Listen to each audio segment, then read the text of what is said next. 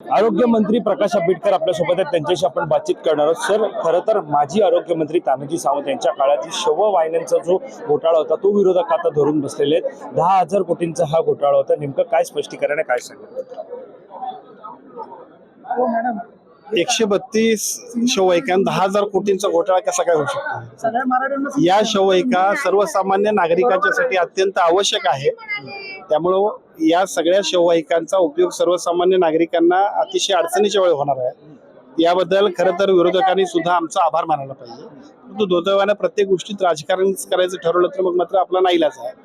मी आपल्याला सांगतो की यापूर्वी सुद्धा ज्या पद्धतीनं खाजगी शववाहिकाधारक सर्वसामान्य नागरिकांची, विशेषतः पेशंटच्या नातेवाईकांची डेथ झाल्यानंतर ज्या पद्धतीनं लूट करत होते, लोकांसमोर पर्याय असायच नाही, कारण अँब्युलन्समधनं डेथ बॉडी घेत नाहीत, खाजगी आपल्या वाहनातून सुद्धा डेथ बॉडी घेत नाहीत।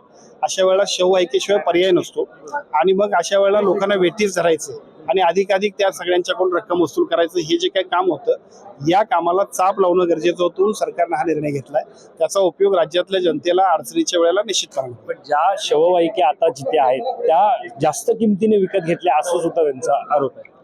सरकारमध्ये एखादी गोष्ट ज्या वेळेला घेतली जाते त्यावेळेला त्याला योग्य नियमावली, योग्य त्या पद्धतीने फायनान्शियल रिस्ट्रिक्शन्स, शासनाची योग्य पद्धतीने कार्यपद्धती आहे आणि त्याशिवाय कुठली गोष्ट होत नाही। ही काही खाजगी मालकी नाही किंवा खाजगी मालमत्ता नाही, त्या सगळ्या गोष्टी पूर्ण करूनच या सगळ्याबद्दलचा निर्णय घेतलेला आहे आणि त्यानंतर टेंडर फ्लोट करून टेंडरच्या प्रक्रियेतली सगळी पारदर्शी प्रक्रिया पार पाडूनच घेतलेला आहे।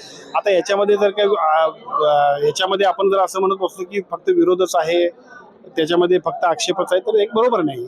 सर, उद्या होळी आहे, परवा रंगपंचमी, तुम्ही राज्याचे आरोग्य मंत्री आहेत, राज्यातील जनतेला काय आव्हान करणार? राज्यातली जनतेला मी खूप खूप होळीच्या शुभेच्छा देईन। खूप अतिशय उत्साहाने आणि आनंदाने होळीचा सण त्यांनी साजरा करावा। त्या निमित्तानं अतिशय चांगल्या पद्धतीनं या उत्साहात, होळीच्या उत्साहात सगळ्यांनी सहभागी व्हावं अशा पद्धतीची अपेक्षा व्यक्त करतो। फक्त रासायनिक रंगांपेक्षा पर्यावरणपूरक रंग वापरा आणि होळीचा आनंद लुटा, एवढंच सांगेन। धन्यवाद। कॅमेरा पर्सन अवधेश परिसर, मी वैभव पाटील, मुंबई।